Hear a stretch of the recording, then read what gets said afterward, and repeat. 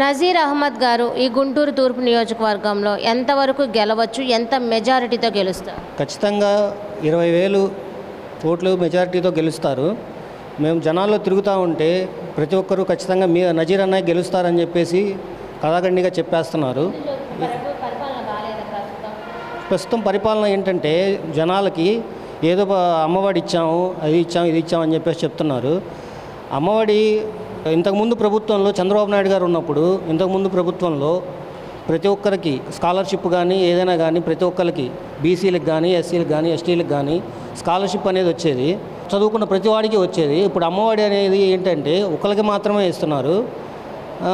అది కూడా మనం వాడుకునే నిత్యావసర సరుకులు కానివ్వండి, వాటి రేట్లు కానివ్వండి, ఏదైనా సరే ఇప్పుడు చూస్తే ఇంతకుముందు ప్రభుత్వంతో పోలిస్తే ఇప్పుడు ప్రభుత్వం వాళ్ళు ఎంత ఖర్చు అనేది ఎక్కువ అవుతుందనేది.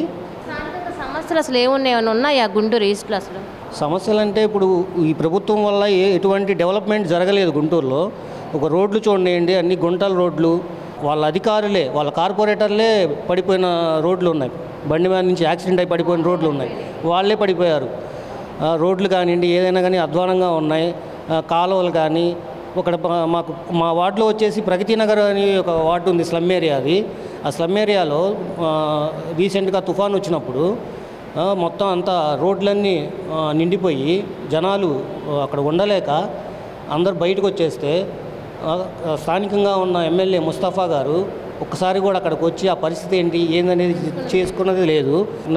నజీర్ అన్న వచ్చి అక్కడ 3 రోజులంతా పర్యవేక్షించి అక్కడ మెడికల్ క్యాంపు పెట్టి తర్వాత వాళ్ళకి అక్కడ ఉండటానికి స్థావరాలు ఏర్పాటు చేసి భోజనం అనేది పెట్టి చూసుకున్నారు 3 రోజులు. స్థానికంగా ఉన్న ఎమ్మెల్యే గారికి అక్కడ ఉన్న పరిస్థితి తెలిసి కూడా ఎందుకు రాలేదనేది అర్థం చేసుకోవాలి. చేసేది మాత్రం నజీర్ అయితే బాగుంటుంది. నజీర్ అన్నయ్య 5 సంవత్సరాల నుంచి పార్టీ ఓడిపోయినా సరే పార్టీలో ఉండి జనాల్లోకి వెళ్ళి వాళ్ళ సమస్యలు అనేది తెలుసుకుని వాళ్ళకి ఎలా చేయాలి ఏంటనేది సమస్యలు అనేది తెలుసుకుని చేస్తున్నారు.